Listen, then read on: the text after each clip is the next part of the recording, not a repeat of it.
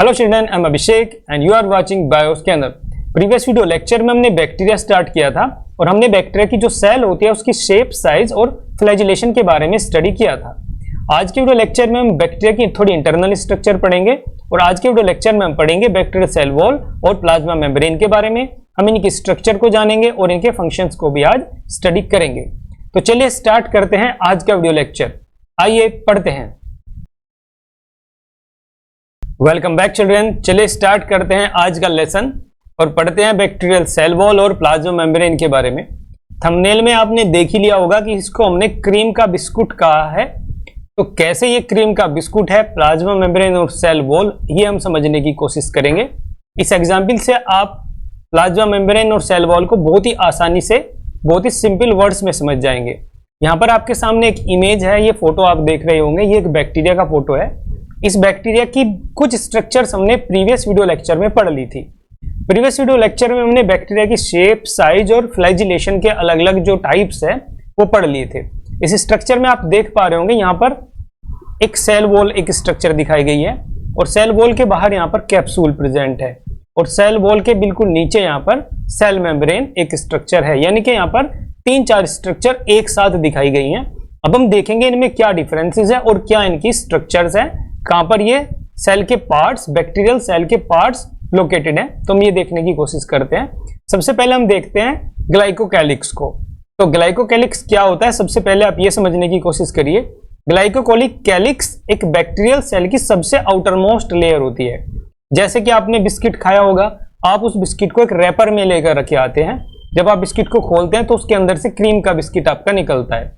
तो जो उसका रैपर है बाहर का, जो उसकी प्लास्टिक है जो बाहर, जिसपे उसका नाम, लेबल सब कुछ लिखा हुआ है, कंपनी का नाम लिखा हुआ है, जैसे पार्ले जी का है तो पार्ले जी लिखा हुआ है। तो जो रैपर है बाहर का, उसकी जो पॉलीथीन की शीट में जिसमें आपका बिस्किट लिपटा हुआ है, उसको आप कहेंगे ग्लाइकोकैलिक्स। यहाँ पर बैक्टीरिया को आप उस शीट से, उस रैपर से रिलेट कर सकते हैं। बैक्टीरिया के बाहर जो लेयर है जिसमें पूरा का पूरा बैक्टीरिया लिपटा हुआ है, उसी को हम ग्लाइकोकैलिक्स कहते हैं। ये सबसे आउटर मोस्ट पार्ट होता है बैक्टीरिया का और ये जिलेटिन का बना हुआ होता है। जिलेटिन एक ऐसा सब्सटेंस होता है जो थोड़ा स्टिकी, चिपचिपा सा सब्सटेंस होता है और ये हमें एनिमल्स के बहुत सारे प्रोडक्ट से भी मिलता है, एनिमल्स के अंदर भी ये मिलता है। तो इस जिलेटिन का बना हुआ एक कवर होता है जिसमें पूरा का पूरा बैक्टीरिया प्रोटेक्टेड रहता है। ये जो पार्ट होता है ये सेल वॉल के बाहर होता है। यानी कि एक सेल की जो स्ट्रक्चर है उसमें आउटर मेम्ब्रेन हो गई सेल वॉल और सेल वॉल से भी बाहर, यानी सबसे आउटर मोस्ट ये कवर होता है। ये एक पार्टिकुलर कोई लेयर टाइप नहीं होती है, सिर्फ एक चिपचिपा सा सब्सटेंस होता है जो बना होता है पॉलीसैकेराइड्स का और इसके अंदर जो है पूरी की पूरी बैक्टीरियल सेल जो होती है वो प्रोटेक्टेड रहती है। अगर ये लूज होता है टेक्सचर में, यानी कि ये चिपचिपा है, ढीला सा इसका स्ट्रक्चर है, बहुत ही ढीली ढाली सी इसकी संरचना बनी हुई है, लूज ये है, तो हम इसको कहते हैं स्लाइम लेयर। स्लाइम भी आप जानते होंगे, स्लाइम मीन्स कुछ भी चिपचिपी सी जो चीज होती है। जैसे आप ब्रश करते हैं, क्लोजअप से आप ब्रश करते होंगे तो जो जैसी क्लोजअप की जेल होती है जिसे आप ब्रश करते हैं, जैसा वो चिपचिपा सा वो सब्सटेंस होता है जो टूथपेस्ट होता है, इसी तरह की जो स्ट्रक्चर होती है, जो टेक्सचर होती है वो ग्लाइकोकैलिक्स की होती है। तो अगर ये चिपचिपा सा है, लूज ढीली ढाली सी टेक्सचर इसकी है, तो हम इसको कहते हैं स्लाइम लेयर। कुछ कंडीशंस में ऐसा होता है कि स्लाइम लेयर के अंदर कुछ एमिनो एसिड्स डिपोजिट हो जाते हैं। एमिनो एसिड्स के डिपोजिट होने से जो स्लाइम लेयर है वो हार्ड हो जाती है, स्ट्रक्चर में थोड़ी रिजिड उसकी स्ट्रक्चर बन जाती है। जब वो हार्ड हो जाती है slime layer due to deposition of amino acids, तब हम उसको बोलते हैं कैप्सूल। तो दोनों जो टर्म्स होते हैं, स्लाइम लेयर और कैप्सूल, इनको कंबाइंड फॉर्म में हम ग्लाइकोकैलिक्स बोलते हैं। ग्लाइकोकैलिक्स बिल्कुल बाहर का एक खोल जैसी स्ट्रक्चर होती है जिसमें बैक्टीरिया पूरी तरह से ढका हुआ रहता है। अब जो कैप्सूल होता है वो पैरासाइटिक बैक्टीरिया में ज्यादातर मिलता है, यानी कि वो बैक्टीरिया जो हमारे अंदर डिजीज करता है वो अपने आप को बचाने के लिए, जैसे कि हमारे अंदर कोई बैक्टीरिया डिजीज करेगा, अब डिजीज करने की कोशिश करेगा तो हमारा इम्यून सिस्टम उसके अगेंस्ट काम करना शुरू करेगा। अब इम्यून सिस्टम से अपने आप को बचाने के लिए बैक्टीरिया क्या करता है, वो अपने आप चारों तरफ एक खोल सेक्रेट कर लेता है। सेल वॉल के बाहर ये प्रेजेंट होता है और जो हमारी बॉडी एंटीबॉडीज बनाती है बैक्टीरिया के अगेंस्ट, उसको डाइजेस्ट करने के लिए अलग अलग टाइप के एंजाइम सेक्रेट करती है, उनसे ये बच जाता है। तो इस तरह से पैरासाइटिक जो बैक्टीरिया होता है जो हमारे अंदर डिजीज वगैरह करता है, वो अपने आप को बचाने के लिए ये जो ग्लाइकोकैलिक्स की लेयर है वो सेक्रेट करता है। तो जितने भी पैरासाइटिक बैक्टीरिया होंगे जो हार्मफुल होंगे, डिजीज कॉजिंग होंगे, उन सभी के अंदर ग्लाइकोकैलिक्स आपको मिलेगा। यहाँ पर कुछ एग्जाम्पल है यहाँ आपके सामने। सबसे पहले यहाँ पर लिखा है बेसिलस एंथ्रेसिस। ये एंथ्रेक्स जो बीमारी होती है उसको करता है ये बैक्टीरिया, इसके अंदर भी ग्लाइकोकैलिक्स मिलता है। डिप्लोकोकस न्यूमोनी, ये न्यूमोनिया करता है हमारे अंदर, इसके अंदर भी आपको ग्लाइकोकैलिक्स मिलेगा। और माइकोबैक्टीरियम ट्यूबरक्लोसिस, ये टीबी करता है। तो जितने भी बीमारी करने वाले बैक्टीरिया हमारी बॉडी के अंदर रहते हैं पैरासाइटिक फॉर्म में, उन सभी के बाहर खोल जैसी स्ट्रक्चर मिलती है जिसको कहते हैं हम ग्लाइकोकैलिक्स। अब ग्लाइकोकैलिक्स का फंक्शन हम समझने की कोशिश करते हैं। सबसे पहला फंक्शन होता है इसका कि ये प्रोटेक्ट करता है फेगोसाइटोसिस से। यहाँ पर इस वीडियो में आप देख रहे होंगे कि एक अमीबा है और अमीबा अपने सुडोपोडिया को फैला रहा है और इसके सुडोपोडिया के बीच में एक सेल फंसती जा रही है। अब ये जो सेल है इसके सुडोपोडिया के बीच में बिल्कुल आ चुकी है और जो अमीबा है इसको अपना शिकार बना लेगा, यानी इसको अपना फूड बना लेगा। ये जो मैकेनिज्म है जो अमीबा इस्तेमाल कर रहा है, अपने सुडोपोडिया को चारों तरफ से फैला करके एक सेल को घेर रहा है, इस मैकेनिज्म को फेगोसाइटोसिस कहते हैं। और फेगोसाइटोसिस की मैकेनिज्म की हेल्प से अमीबा जैसे बहुत सारे यूकैरियोटिक यूनिसेलुलर ऑर्गेनिजम्स प्रोकैरियोट्स को अपना शिकार बनाते हैं। तो जिन बैक्टीरिया के अंदर एक ग्लाइकोकैलिक्स की लेयर रहती है, उस ग्लाइकोकैलिक्स की लेयर की हेल्प से वो बैक्टीरिया अपने आप को फेगोसाइटोसिस होने से बचा लेता है। इस इमेज से, इस वीडियो से आप ये सब चीजें बड़ी आसानी से समझ गए होंगे। इसके बाद में अगला जो फंक्शन होता है वो होता है इसका डेसिकेशन। डेसिकेशन का मतलब होता है ये सूखने से बचाता है, यानी कि ये जो होता है ग्लाइकोकैलिक्स ये स्लाइमी होता है, तो ये लूज टेक्सचर भी प्रोवाइड करा देता है। अब जब ऐसी ड्राई कंडीशन हो जाती है जहां पर बैक्टीरिया को सर्वाइव करना थोड़ा सा कठिन हो जाता है, तो उसमें बैक्टीरिया को सूखने से बचाता है और एंटीबॉडीज और वायरल अटैक से भी ये बैक्टीरिया की प्रोटेक्शन करता है। अब जो बैक्टीरिया जिसके अंदर ये ग्लाइकोकैलिक्स की लेयर होती है उसको हम कैप्सुलेटेड बैक्टीरिया बोलते हैं। यहाँ पर आप देख रहे होंगे ये बैक्टीरिया का इंटरनल पूरी सेल है और ये बाहर की तरफ चारों तरफ ये स्लाइम लेयर से घिरा हुआ है। जिन बैक्टीरिया के अंदर ये लेयर प्रेजेंट होती है स्लाइम लेयर, उन बैक्टीरिया के अंदर फ्लैजिला नहीं होता है, तो ये ज्यादातर नॉन फ्लैजिलेटेड या एट्राइकस बैक्टीरिया के अंदर ही ग्लाइकोकैलिक्स मिलता है। ये आपने ग्लाइकोकैलिक्स की स्ट्रक्चर देख ली, इसके फंक्शंस भी देख लिए। अब हम देखते हैं bacterial cell wall. Bacterial cell wall जो होती है ये सबसे आउटर मेम्ब्रेन होती है। अब हम मेम्ब्रेन की बात कर रहे हैं। जो ग्लाइकोकैलिक्स था वो एक खोल जैसी स्ट्रक्चर थी, वो कोई मेम्ब्रेन वगैरह नहीं थी। और ज्यादातर जो बैक्टीरिया होते हैं उनमें वो मिलती है और बहुत सारे बैक्टीरिया ऐसे होते हैं जिनमें ग्लाइकोकैलिक्स नहीं भी मिलता है। इस वजह से जो सबसे आउटर मोस्ट लेयर होती है बैक्टीरिया की वो होती है बैक्टीरियल सेल वॉल। इसकी जो लोकेशन होती है ये आउटर होती है। थिकनेस होती है इसकी 50 एंगस्ट्रॉम टू 10 एंगस्ट्रॉम। बहुत ही बारीक सी लेयर होती है। टफ कवरिंग ये होती है, बहुत ही हार्ड होती है। रिजिडिटी ये प्रोवाइड कराती है बैक्टीरिया को। कंपोजिशन आपने इसकी आर्की बैक्टीरिया में समझ ली थी, पढ़ ली थी वहां पर आपने कि जो बैक्टीरिया की सेल वॉल होती है वो पेप्टाइडोग्लाइकन की बनी होती है। इसको म्यूरिन या म्यूकोपेप्टाइड भी कहते हैं। आर्की बैक्टीरिया की जो सेल वॉल होती है वो सूडोपेप्टाइडोग्लाइकन की बनी होती है या उसको हम सूडोमुरिन भी कहते हैं। इसकी स्ट्रक्चर्स भी हमने वहां पर थोड़ी सी समझी थी, फिर से हम इसकी स्ट्रक्चर को यहाँ पर समझने की कोशिश करेंगे। थोड़ी सी डिटेल में हम जाएंगे। जितने बेसिक्स सेल वॉल से रिलेटेड आपको पता होने चाहिए मैं यहाँ पर वे सारे बेसिक्स आपको समझा दूंगा। उससे ज्यादा इसके बारे में आपको जानने की कोई जरूरत नहीं पड़ेगी, ना ही इससे ज्यादा आपके एग्जामिनेशन के पॉइंट ऑफ व्यू से इंपॉर्टेंट है, इससे ज्यादा एग्जाम में भी नहीं आएगा। तो 3 पॉइंट्स में हम यहाँ पर सेल वॉल की स्ट्रक्चर को समझने की कोशिश करेंगे। जो 3 पॉइंट्स यहाँ पर हमने लिखे हुए हैं, सबसे पहले हम फर्स्ट पॉइंट पढ़ते हैं। फर्स्ट पॉइंट में लिखा हुआ है peptidoglycan has NAM subunits joined by β14 glycosidic bonds. ये आपने आर्की बैक्टीरिया की जब सेल वॉल पढ़ी थी वहां पर भी ये चीज समझी थी। पहले हम इसको समझने की कोशिश करते हैं। यहाँ पर यह बताया जा रहा है कि जो पेप्टाइडोग्लाइकन होता है, पेप्टाइडोग्लाइकन की जो एक लेयर होती है वो कैसे बनती है, उसके अंदर नैग और नैम की जो सब यूनिट्स होती हैं वो आपस में जुड़ी रहती हैं। अब वो जुड़ी कैसे रहती हैं, उनके बीच में जो बॉन्ड होता है जो उन्हें जोड़ता है वो बॉन्ड होता है β14 ग्लाइकोसिडिक बॉन्ड का। तो β14 ग्लाइकोसिडिक बॉन्ड इनको आपस में जोड़ देता है। सबसे पहले हम इसी पहले पॉइंट को समझते हैं। सबसे पहले आप ये देखिए नैग और नैम क्या होता है। नैग और नैम जो होते हैं ये शुगर डेरिवेटिव्स होते हैं। अपने प्लांट्स की जो सेल वॉल की स्ट्रक्चर पड़ी थी वो सेलुलोज की जो सेल वॉल प्लांट्स के अंदर होती है, उसके अंदर जो छोटी छोटी सबसे स्मॉलर सब यूनिट्स आपस में जुड़ी होती हैं वो होती हैं ग्लूकोज की। अब ग्लूकोज का ही डेरिवेटिव होते हैं ये दोनों, नैग और नैम। नैग होता है एन एसिटिल ग्लूकोसामीन और नैम होता है एन एसिटिल म्यूरामिक एसिड।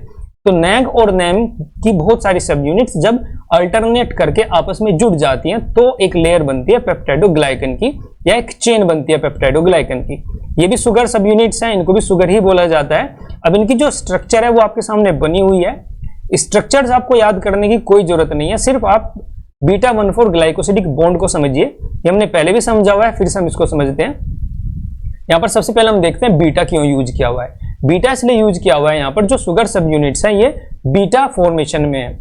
दो टाइप की शुगर सब यूनिट्स होती हैं, अल्फा फॉर्म में और बीटा फॉर्म में।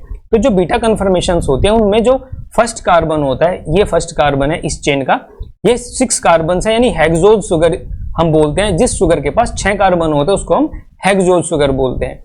तो जो नैग और नैम है ये हेक्सोज शुगर है, यानी इनके पास 6 कार्बन है। आप देख सकते हैं 1, ये 2, 3, 4, 5 और ये 6। ये नैग है, नैम में भी 6 मिलेंगे आपको, 1, 2, 3, 4, 5 और ये 6। तो ये हेक्सोज शुगर होती है, नैग और नैम दोनों। अब नैग और नैम जो है ये दोनों की दोनों सब यूनिट्स बीटा कन्फर्मेशन में है। बीटा कन्फर्मेशन हम इसको कहते हैं, जो पहला कार्बन होता है उसमें जो OH ग्रुप है वो ऊपर की तरफ, यानी कार्बन चेन में ऊपर की तरफ अटैच्ड होता है। तो यहाँ पर ऊपर की तरफ ये अटैच्ड है, तो जो ये नैम सब यूनिट है ये बीटा कन्फर्मेशन में। अब हम नैम को देख लेते हैं, यानी N acetyl muramic acid. NAG और नैम की थोड़ी सी स्ट्रक्चरल डिफरेंस होते हैं। इसकी पूरी स्ट्रक्चर आपको लर्न करने की कोई जरूरत नहीं है, फिलहाल तो नहीं है। बायोमोलिक्यूल्स में हो सकता है आपको ये लर्न करना पड़े। जब हम बायोमोलिक्यूल्स पढ़ेंगे तब इन स्ट्रक्चर्स को वहां पर अच्छे से तैयार कर लेंगे, कोई इश्यू नहीं है। अभी हम सिर्फ समझ रहे हैं कि बीटा बॉन्ड कैसे बन रहा है। तो बीटा कन्फर्मेशन होगी पहले नैग की, यानी एन एसिटिल ग्लूकोसामीन की, और बीटा ही कन्फर्मेशन में है यहाँ पर नैम, क्योंकि इसमें भी फर्स्ट कार्बन में ऊपर की तरफ OH ग्रुप जुड़ा हुआ है। तो दोनों की जो कन्फर्मेशन है या दोनों की जो फॉर्म है, शुगर की जो फॉर्म है वो बीटा फॉर्म है। तो बीटा फॉर्म हमें समझ में आ गई। अब हमें देखना है कि ये दोनों सब यूनिट्स आपस में कैसे जुड़ती हैं। तो नैग और नैम के बीच में जो बॉन्ड होता है उसको हम बोलते हैं 1,4 ग्लाइकोसिडिक बॉन्ड।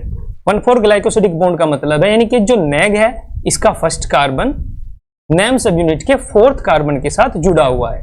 तो यहां पर आप देखिए ये फर्स्ट कार्बन है, ये 4th कार्बन है। फर्स्ट कार्बन में यहां पर ऊपर की तरफ OH प्रेजेंट है नैग के, और जो 4th कार्बन है नैम का उसमें OH यहां पर नीचे प्रेजेंट है। तो ये जो OH, एक OH यहां पर है और दूसरा OH यहां पर है, इनके बीच में बॉन्ड बनेगा और यहां से वाटर रिलीज हो जाएगा। जब वाटर रिलीज हो जाता है तो इनके बीच में जो बॉन्ड बनता है उसको हम बोलते हैं beta 1,4 glycosidic bond. Glycosidic bond बनेगा, यहां पर C है। अभी आप ये देखिए, ये स्ट्रक्चर मैं एक बार यहां पे ड्रॉ कर रहा हूं, सिर्फ ये छोटा सा पार्ट हम ड्रॉ करेंगे।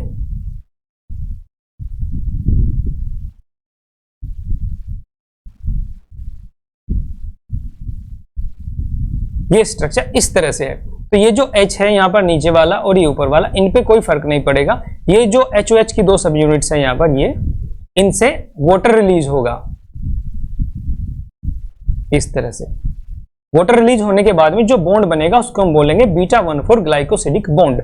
अब यहाँ पर C और ये जो दो कार्बन एटम्स है, यानी एक कार्बन नैग का, इस नैग का फर्स्ट कार्बन, और ये 4th कार्बन नैम का, ये एक दूसरे से जुड़ जाएंगे और इनके जो बॉन्डिंग होगी वो हो जाएगी COC। ये C है नैग का और ये वाला C है नैम का। ये नैग का फर्स्ट कार्बन है और ये नैम का 4th कार्बन है। तो इस तरह से फर्स्ट और 4th कार्बन नैग और नैम के बीच में बॉन्ड बन जाता है। इस बॉन्ड को हम कहते हैं बीटा 1,4 ग्लाइकोसिडिक बॉन्ड। बीटा हम इसलिए बोलते हैं कि जो नैग और नैम सब यूनिट्स हैं वो बीटा कन्फर्मेशन में होती हैं। तो पहला पॉइंट जो था पेप्टाइडोग्लाइकन लेयर का, वो हमने समझ लिया है। Peptidoglycan layer has NAG NAM subunits joined by beta 1,4 glycosidic bond. तो ये बात आपको समझ में आ गई है। अब थोड़ी सी आप ये चीज समझने की कोशिश करिए। यहाँ पर मैं ये एक नैग बना देता हूं। ये एक नैग है, इनके बीच में बॉन्ड लग गया, ये हो गया नैम। फिर से नैग आएगा और फिर से नैम आएगा। इस तरह से हमारे पास एक चेन तैयार हो गई है। लेकिन जो सेल वॉल होती है उसमें ऐसी बहुत सारी चेन्स आपस में जुड़ी हुई होती हैं। तो एक चेन के अंदर जो नैग और नैम सब यूनिट्स है वो आपस में जुड़ी हुई हैं बीटा 1,4 ग्लाइकोसिडिक बॉन्ड की हेल्प से।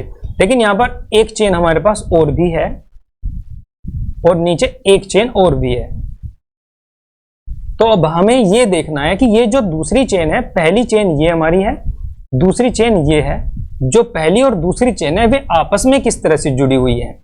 अब हम ये देखेंगे। सेकंड पॉइंट हमारा यही है। यहां पर ये बताया जा रहा है NAG and NAM glycan chains are joined together by tetrapeptide chains, यानी कि जो नैग और नैम की एक चेन है, इसको ग्लाइकन चेन इसलिए बोला गया है कि जो शुगर सब यूनिट्स के जुड़ने से चेन बनती है उसको हम ग्लाइकन चेन बोलते हैं। तो नैग और नैम की जो चेन्स है, ग्लाइकन चेन्स है, यानी ये पहली ग्लाइकन चेन हमारे पास है, ये दूसरी ग्लाइकन चेन है, ये दोनों आपस में जुड़ती हैं किससे?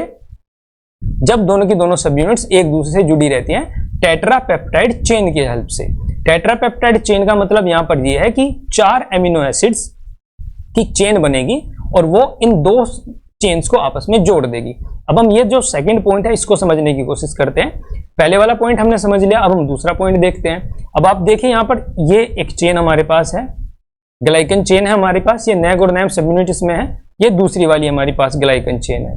तो दो ग्लाइकन चेन्स है, दोनों ग्लाइकन चेन्स आपस में बीटा-1,4 ग्लाइकोसिडिक बॉन्ड की हेल्प से जुड़ी हुई हैं। अब यहां पर आप देखिए जो ये नैम सब यूनिट है, ये यहां पर पहली चेन की, और जो नैम है दूसरी चेन का, इन दोनों के साथ जुड़े हुए हैं 4 एमिनो एसिड्स की एक चेन। ये आप देखिए 1 2 3 4, ये 4 एमिनो एसिड्स यहां पर है, यहां पर भी 4 एमिनो एसिड्स है, 1 2 3 एंड 4।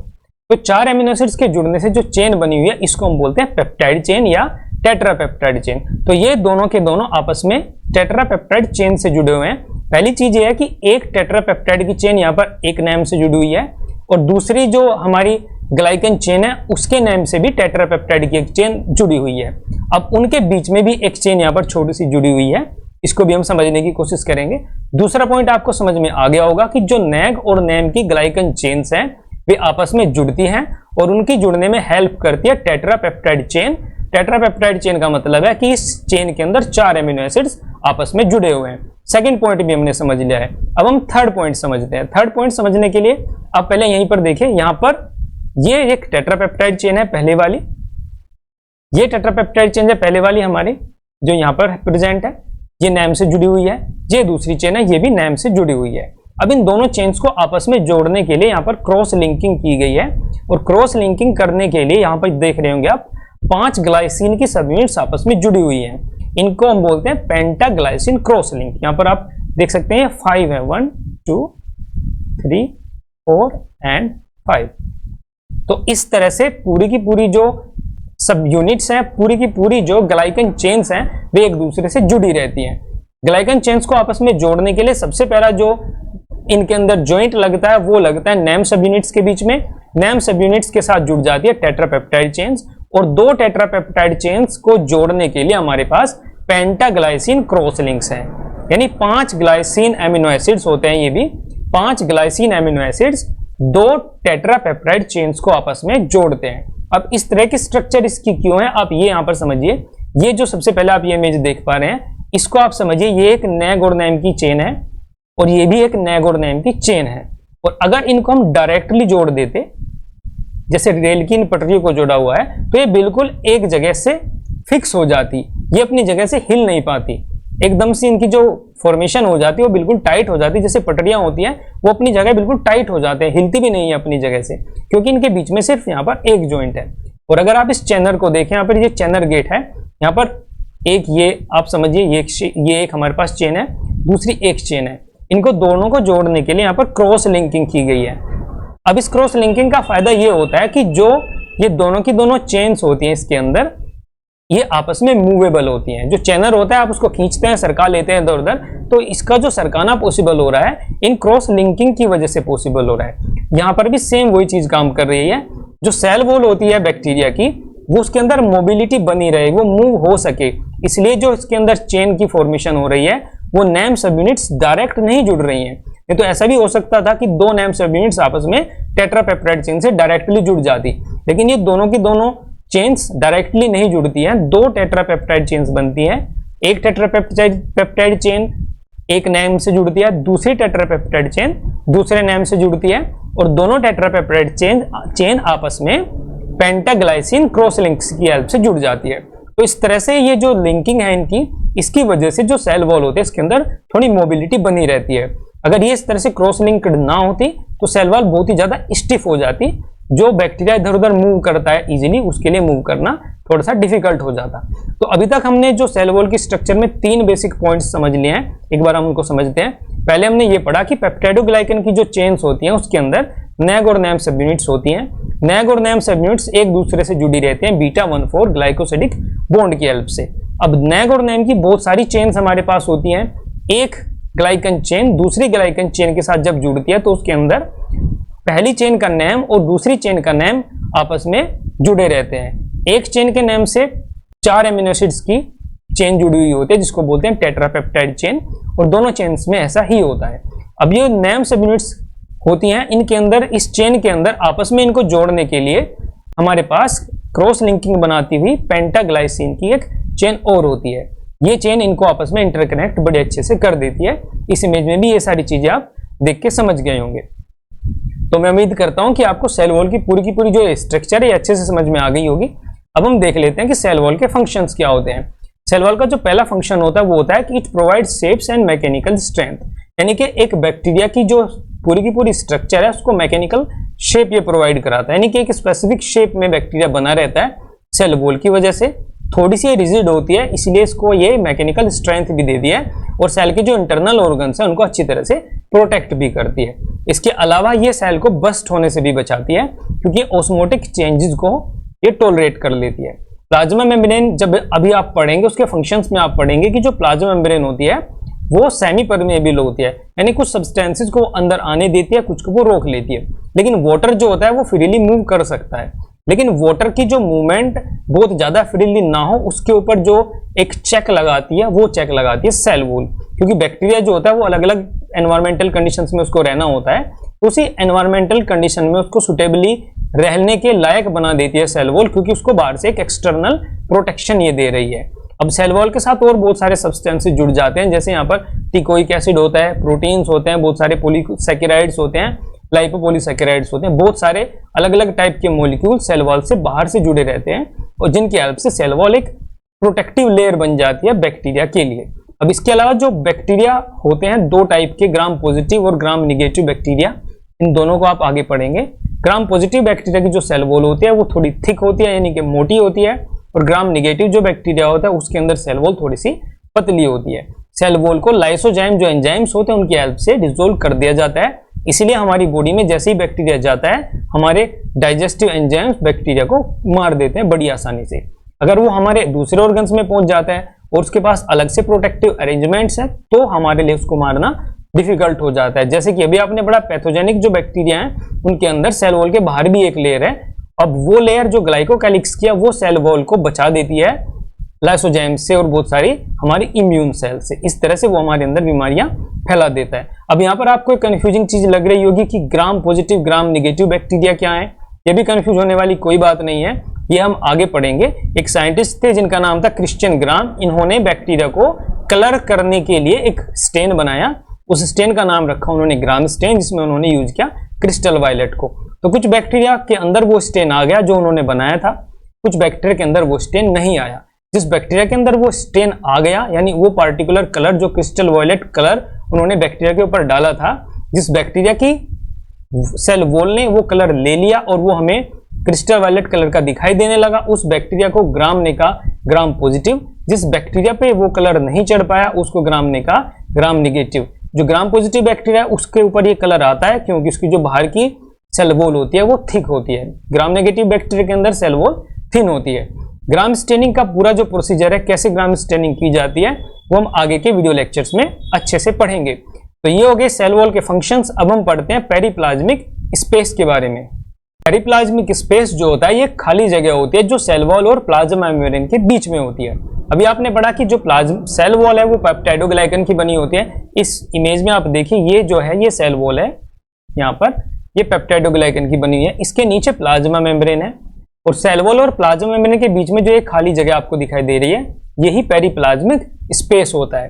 अब पेरिप्लाज्मिक स्पेस का क्या काम है, अब इसको हम जो हमने स्टार्टिंग में क्रीम का बिस्कुट देखा था पढ़ा था उससे रिलेट करते हैं। क्रीम का जो बिस्कुट आप खाते हैं उसके अंदर सबसे पहले बिस्किट होता है, बीच में क्रीम होती है और फिर नीचे एक बिस्किट होता है। तो जो सबसे पहला ऊपर वाला बिस्किट है हमारा वो है हमारी सेल वॉल जो कि आपने अभी पढ़ी है, उसके बीच में जो क्रीम है वो होती है पेरिप्लाज्मिक स्पेस और उसके नीचे वाला जो बिस्किट है वो है प्लाज्मा मेम्ब्रेन। तो अब हम पढ़ेंगे क्रीम वाले पोर्शन को यानी कि पेरिप्लाज्मिक स्पेस को। यहाँ पर ये खाली जगह है, इसके अंदर बहुत सारे सब्सटेंस बहुत सारे केमिकल सब्सटेंसेस रहते हैं। इसके अंदर क्या रहते हैं ये हम देखने की कोशिश करते हैं। यहाँ पर कुछ सेक्रेटेड प्रोटीन्स रहते हैं जो सेल वॉल से बाहर नहीं निकल पाते हैं। यानी कि प्लाज्मा मेम्ब्रेन जो है उसने कुछ प्रोटीन्स को रिलीज किया। ये एक सेल है आपकी, यानी ये बैक्टीरिया की एक सेल है और ये बैक्टीरिया का सारा कंटेंट है। यहाँ पर इसका डीएनए, यहाँ पर सारी की सारी गतिविधि बैक्टीरिया की सेल में हो रही है। और जो ये लेयर मैंने बनाई है रेड कलर से, ये बैक्टीरिया की प्लाज्मा मेम्ब्रेन है। अब हम बैक्टीरिया की सेल वॉल बनाते हैं। ग्रीन कलर से मैंने ये बना दी, ये हो गई इसकी सेल वॉल। आप ये जानते हैं कि जो प्लाज्मा मेम्ब्रेन होते हैं वो सेमी परमेबल होते हैं, यानी कुछ चीजों को ये अलाउ कर देती है बाहर आना जाना। तो इसने कुछ प्रोटीन्स को अंदर से बाहर भेज दिया कि जाओ तुम बाहर जाओ, तुम्हारी यहाँ पर अंदर जरूरत नहीं है। लेकिन ये जो प्रोटीन्स है प्लाज्मा मेम्ब्रेन से तो बाहर आ जाते हैं, लेकिन ये सेल वॉल को पार नहीं कर पाते हैं। तो ऐसे जो प्रोटीन्स या एंजाइम्स से बहुत सारी चीजें होती हैं जिनको एक बैक्टीरियल सेल अपने पास भी नहीं रखना चाहती और बाहर भी नहीं जाने देना चाहती, तो उनको क्या करती है, उनको पेरिप्लाज्मिक स्पेस में भेज देती है। सेल को पता है, बैक्टीरियल सेल को पता है कि अंदर ही इनको रख पाना मेरे लिए संभव नहीं है और बाहर भी जाने देना इनको सही नहीं होगा, तो इनका क्या इलाज किया जाए, इनको बाहर भेज दिया जाता है और इनको पेरिप्लाज्मिक स्पेस में यानी कि यहाँ पर छोड़ दिया जाता है। तो इस तरह से जो सेल होती है, सेल यहाँ से होते हुए ये प्रोटीन्स वगैरह, एंजाइम्स वगैरह पेरिप्लाज्मिक स्पेस के अंदर बड़े आराम से रहते हैं, आराम फरमा रहे होते हैं। अब यहाँ पर इनका काम क्या होता है, यहाँ पर भी ये फंक्शन करते हैं। एक सेल ऐसे ही नहीं इनको बाहर भेज देते, कुछ काम इनसे लिया जाता है। ये जो प्रोटीन्स होते हैं या ये जो एंजाइम्स होते हैं, कुछ ऐसे केमिकल सब्सटेंसेस को ब्रेक डाउन करते हैं जिनका अंदर आना कठिन होता है। जैसे कि एक एग्जांपल आप ले सुक्रोज का। सुक्रोज एक मॉलिक्यूल होता है, शुगर का मॉलिक्यूल होता है। अब शुगर की बहुत सारी सब यूनिट्स मिलके सुक्रोज को बनाती हैं। अब सुक्रोज को मैं बना देता हूँ ब्लैक कलर से। ये सुक्रोज है, ये एंटर होना चाह रहा है सेल के अंदर। अब सुक्रोज को अलाउ कर दिया सेल वॉल ने कि जाओ, चले जाओ, कोई दिक्कत नहीं है। सेल वॉल से इसने परमिट बनवा लिया और जाने की कोशिश करने लगा, लेकिन प्लाज्मा मेम्ब्रेन के थ्रू ये पार नहीं जा पाया। यानी कि ये जो सुक्रोज है ये यहाँ पर आया है, ये सुक्रोज है। इस इमेज में आप देखिए, ये ब्लैक कलर का, ये सेल वॉल के थ्रू होता हुआ किसी तरह से यहाँ तक पहुंच गया। अब प्लाज्मा मेम्ब्रेन इसको अंदर अलाउ नहीं कर रही है। अब ये काम करते हैं ये जो प्रोटीन्स जो पहले से यहाँ से प्लाज्मा मेम्ब्रेन ने भेज दिए थे, ये जो एंजाइम्स होते हैं, एंजाइम प्रोटीन ही होते हैं, ये यहाँ पर अपना काम करना स्टार्ट करते हैं और सुक्रोज को ये ब्रेक डाउन कर देते हैं। ब्रेक डाउन करके सुक्रोज से छोटे छोटे पार्टिकल्स बना देते हैं, जैसे ग्लूकोज और फ्रक्टोज, और उनको सेल बड़ी आसानी से अपने अंदर एब्जॉर्ब कर लेती है। तो ये ब्रेक डाउन हो जाता है, ये ब्रेक डाउन हो गया ग्लूकोज में और फ्रक्टोज में, और ग्लूकोज और फ्रक्टोज को बड़ी आराम से अंदर एंट्री मिल जाती है। तो ये फंक्शन है पेरिप्लाज्मिक स्पेस का। जो एंजाइम हमारा ये काम करता है, यानी हाइड्रोलाइज करता है सुक्रोज को, उसको हम बोलते हैं इन्वर्टेज एंजाइम। तो ये जो ग्रीन कलर में आप देख रहे हैं, एक्चुअली ये एक एंजाइम था, इन्वर्टेज एंजाइम, जिसको पेरिप्लाज्मिक स्पेस में भेज दिया था बैक्टीरियल सेल ने। काम इसका था जब सुक्रोज आएगा तब आप उसको ब्रेक डाउन कर देना। सुक्रोज जो होता है एक बायोमोलिक्यूल होता है जो ग्लूकोज और फ्रक्टोज की सब यूनिट्स के मिलने से बनता है। बायोमोलिक्यूल्स वाले चैप्टर में आप ये सारी चीजें पढ़ लेंगे। तो ये पेरिप्लाज्मिक स्पेस हो गया और उसका फंक्शन हो गया। अब हम देखते हैं बैक्टीरियल प्लाज्मा मेम्ब्रेन के बारे में। बैक्टीरियल प्लाज्मा मेम्ब्रेन जो होती है वो लोकेटेड होती है ठीक नीचे सेल वॉल के, यानी कि ये जो हमारा क्रीम वाला बिस्किट है, इसका सबसे नीचे वाला जो बिस्किट है ये प्लाज्मा मेम्ब्रेन है। बिस्किट हम खा रहे हैं, ऊपर वाला पार्ट हमने खा लिया है, यानी सेल वाला हमने खा लिया है, उसकी क्रीम भी हम खा गए हैं, यानी पेरिप्लाज्मिक स्पेस भी हम खा गए हैं। अब हमें खाना है प्लाज्मा मेम्ब्रेन को, तो प्लाज्मा मेम्ब्रेन को खा लेते हैं। लोकेशन यहाँ पे बताई गई है कि ये सेल वॉल से नीचे होता है, internal to cell wall. Elastic होती है, यानी ये मूव करती है, थोड़ी डिफरेंशियली और सिलेक्टिवली परमेबल भी होती है। इलास्टिक का मतलब यह है कि ये बड़ी आसानी से इधर उधर मूव कर सकते हैं, फ्लेक्सिबिलिटी इसके अंदर होती है। और डिफरेंशियली और सिलेक्टिवली परमेबल का मतलब यह है कि ये कुछ सब्सटेंसेस को अपने अंदर आने देती है और बहुत सारे सब्सटेंसेस को अंदर आने से रोक देती है। तो ये सेलेक्टिवली परमेबल है, यानी हर किसी को अंदर नहीं आने देगी। कुछ सिलेक्टेड वीआईपी पास ये बनाती है, जिसका वीआईपी पास बना देगी प्लाज्मा मेम्ब्रेन वो अंदर चला जाएगा, और जिसका वीआईपी पास प्लाज्मा मेम्ब्रेन नहीं बनाएगी वो बाहर ही रुक जाएगा। और जिसका वीआईपी पास प्लाज्मा मेम्ब्रेन बना देती है उसको भी जूते चप्पल निकाल के तभी अंदर भेजती है। जैसे आप देखा आपने कि सुक्रोज का वीआईपी पास बनाया लेकिन उसको 200 में ब्रेक डाउन करके भेजा। तो ये काम होता है प्लाज्मा मेम्ब्रेन का, बहुत इंपॉर्टेंट ये सेल का पार्ट होती है। ये जो बनी हुई होती है इसके अंदर फॉस्फोलिपिड्स और प्रोटीन्स होते हैं, कुछ अमाउंट में पॉलीसैकेराइड्स भी इसके अंदर होते हैं। इसकी थोड़ी सी स्ट्रक्चर हमने देखी थी, हमने आर्कीबैक्टीरिया वाले वीडियो लेक्चर में जब हम डिफरेंसेस समझ रहे थे प्लाज्मा मेम्ब्रेन्स के आर्कीबैक्टीरिया की सेल के और बैक्टीरिया की सेल के, वहां पर हमने इनके डिफरेंसेस भी समझे थे। तो वहां पर हमने इसकी स्ट्रक्चर भी समझी थी और हमने बताया था आपको कि ये फॉस्फोलिपिड्स की बनी होती है। इसका एक ऊपर हेड लाइक स्ट्रक्चर होती है और एक टेल, दो टेल बनी होती है। तो इस तरह से यहाँ पर ये देख रहे होंगे यहाँ पर, ये एक फॉस्फोलिपिड मॉलिक्यूल्स है और ये बाई लेयर्स में प्रेजेंट होते हैं, यानी कि एक फॉस्फोलिपिड मॉलिक्यूल ये हो गया और दूसरा फॉस्फोलिपिड मॉलिक्यूल ये हो गया। तो इस तरह से बहुत सारे फॉस्फोलिपिड मॉलिक्यूल्स अरेंज्ड होते हैं एक साथ और इनके एक साथ इस तरह से अटैच्ड होने से प्लाज्मा मेम्ब्रेन बन जाती है।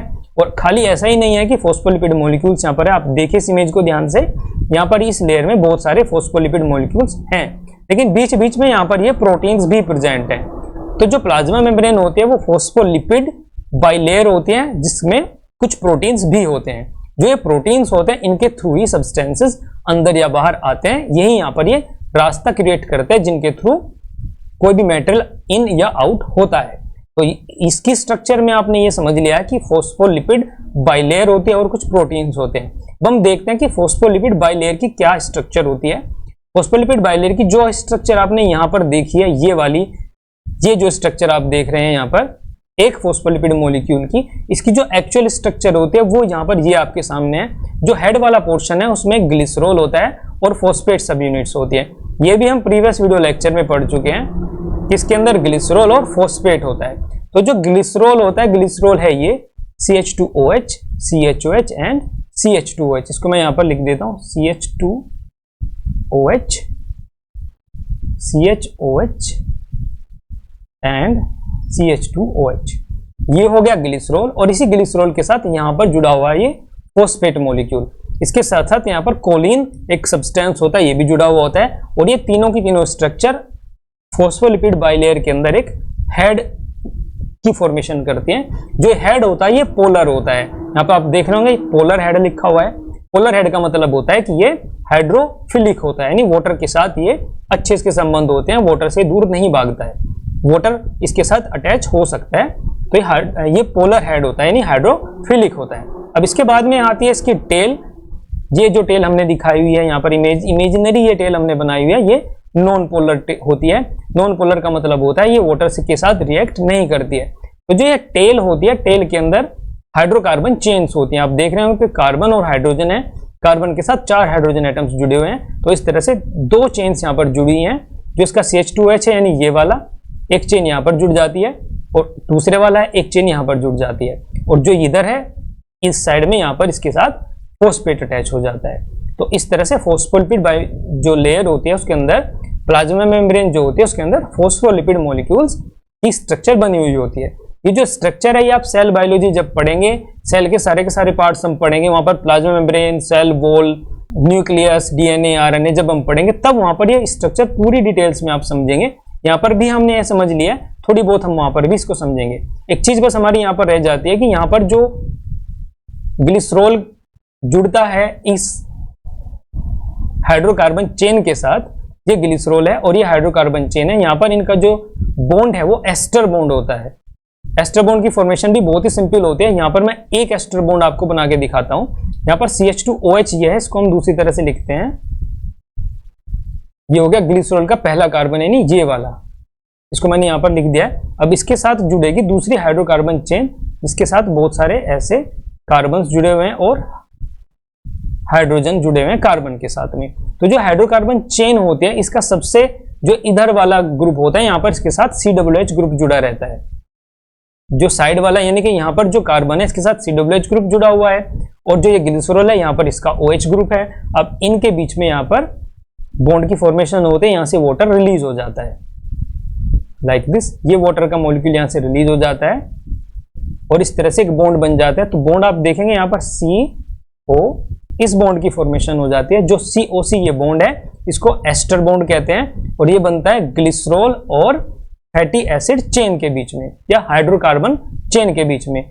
इस तरह से जो एस्टर बॉन्ड होता है इसकी हेल्प से हाइड्रोकार्बन चेन और ग्लिसरॉल का जो हेड होता है वो आपस में जुड़ जाता है फॉस्फोलिपिड मॉलिक्यूल के अंदर।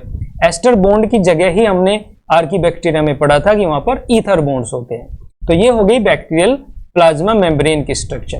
अब हम देखते हैं बैक्टीरियल प्लाज्मा मेम्ब्रेन के क्या फंक्शंस होते हैं। सबसे पहला फंक्शन होता है कि ये सब्सटेंसेज को इन एंड आउट पैसेज देती है, यानी कुछ सिलेक्टेड सब्सटेंसेज को अंदर आने देती है और कुछ को ये बाहर भेजती रहती है। तो सारे के सारे ये अंदर बाहर आने जाने के जो काम होते हैं सेल के, वो ये करती है। प्रोटेक्शन भी ये देती है, लेकिन मेन काम इसका होता है सेल के अंदर सब्सटेंसेज को मूवमेंट कराना। इसके अलावा ये site of anabolic and catabolic pathways भी होती है, यानी कि जो इतनी भी एनाबॉलिक रिएक्शंस होती हैं, फूड की सिंथेसिस हो गई, रेस्पिरेशन हो गया, वो सारी की सारी रिएक्शन करने के लिए बहुत सारे एंजाइम्स की जरूरत पड़ती है। और वो जितने भी एंजाइम्स होते हैं वो प्लाज्मा मेम्ब्रेन के पास ही प्रेजेंट होते हैं, क्योंकि आप देख रहे हैं कि प्रोकैरियोटिक होता है बैक्टीरिया और इसके अंदर कोई ऑर्गेनल नहीं होते हैं। जैसे कि हमारे अंदर यूकैरियोटिक सेल के अंदर एक ऑर्गेनल होता है माइटोकॉन्ड्रिया।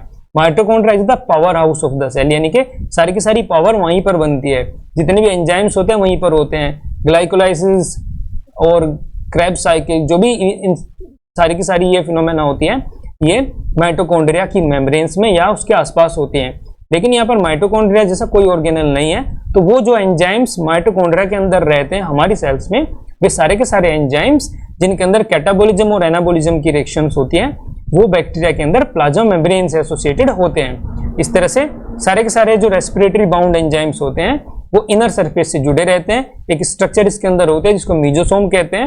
मीजोसोम से वो सारे के सारे एंजाइम्स जुड़े रहते हैं। मीजोसोम के बारे में हम नेक्स्ट वीडियो लेक्चर में पूरी डिटेल में पढ़ेंगे, तो मीजोसोम का नाम सुनकर आप बिल्कुल भी मत घबराइए। आप यहाँ पर इतना समझ लीजिए कि जो प्लाज्मा मेम्ब्रेन है उसके साथ बहुत सारे एंजाइम्स जुड़े होते हैं जो करते हैं कैटाबॉलिज्म और एनाबॉलिज्म, यानी चीजों का फॉर्मेशन और चीजों का ब्रेकडाउन। और वो जो जुड़े हुए होते हैं वो जुड़े हुए होते हैं मीजोसोम के साथ। मीजोसोम एक स्ट्रक्चर होती है जो फिंगर लाइक स्ट्रक्चर होती है और प्लाज्मा मेम्ब्रेन के साथ अंदर की तरफ जुड़ी रहती है, यानी कि ये प्लाज्मा मेम्ब्रेन है और यहाँ पर इस तरह से ये मीजोसोम है और इस मीजोसोम के अंदर सारे के सारे एंजाइम्स जुड़े हुए हैं। इसके अलावा कुछ एक्सो एंजाइम्स भी प्लाज्मा मेम्ब्रेन के साथ जुड़े होते हैं, जो अभी आपने पढ़े, जिनको ये बाहर निकाल देती, जो पेरिप्लाज्मिक स्पेस में रहते हैं उनको हम एक्सो एंजाइम्स भी बोलते हैं, क्योंकि ये बाहर डाइजेशन कर देते हैं और फिर अंदर चीजों को भेज देते हैं। जैसे कि हमने अभी पढ़ा, इन्वर्टेज जो एंजाइम होता है वो पेरिप्लाज्मिक स्पेस में प्रेजेंट है। पेरिप्लाज्मिक स्पेस में वो प्लाज्मा मेम्ब्रेन के बाहर की तरफ जुड़ा हुआ होता है। ये प्लाज्मा मेम्ब्रेन हो गई और ये यहाँ पर बाहर की तरफ इससे एसोसिएटेड है। ये पेरिप्लाज्मिक स्पेस है, इसके ऊपर होती है सेल वॉल।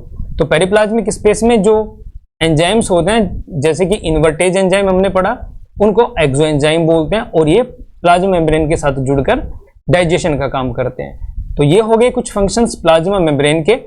आइए अब आज के वीडियो लेक्चर को हम समराइज करते हैं। आज के वीडियो लेक्चर में हमने क्या क्या पढ़ा, अब हम ये देखते हैं। सबसे पहले हमने पढ़ा कि जो बैक्टीरिया की सेल होती है उसके सबसे बाहर एक खोल बन रहता है जिसके अंदर बैक्टीरिया अच्छी तरह से सुरक्षित रहता है।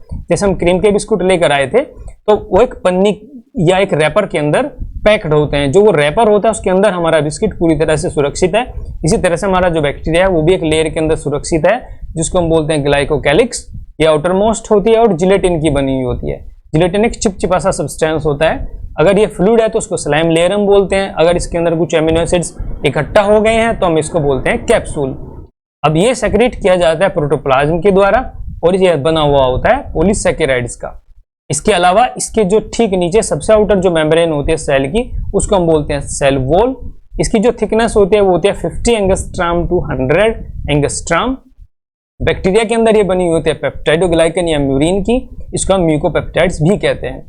पेप्टाइडोग्लाइकन की जो लेयर्स होती है उसके अंदर नेग और नेम सब यूनिट्स आपस में बीटा 1,4 ग्लाइकोसिडिक बॉन्ड्स की हेल्प से जुड़ी रहती हैं। इसके बाद में हमने प्लाज्मा मेम्ब्रेन के बारे में पढ़ा। प्लाज्मा मेम्ब्रेन फोस्फोलिपिड मॉलिक्यूल्स की बनी हुई होती हैं। फोस्फोलिपिड मॉलिक्यूल्स की बाई लेयर्स उसके अंदर होती हैं, यानी फोस्फोलिपिड मॉलिक्यूल्स 2 लेयर्स में प्रेजेंट होते हैं और उनके बीच में कुछ प्रोटीन्स और बहुत सारे केमिकल सब्सटेंसेस प्रेजेंट होते हैं। तो ये था आज का वीडियो लेक्चर। आज का वीडियो लेक्चर में हमने बैक्टीरिया की सेल वॉल और प्लाज्मा मेम्ब्रेन के बारे में पढ़ लिया है। मैं उम्मीद करता हूं कि आज जितनी भी चीजें आपने पढ़ी आपको सब चीजें अच्छे से समझ में आ गई होंगी। कोई चीज आपको समझ में नहीं आ रही है, किसी चीज में आपको कोई डाउट है तो आप कमेंट में पूछिएगा, मैं उसका रिप्लाई जरूर करूंगा। तो अब हम मिलते हैं नेक्स्ट वीडियो लेक्चर में। Till then bye bye, thank you for watching.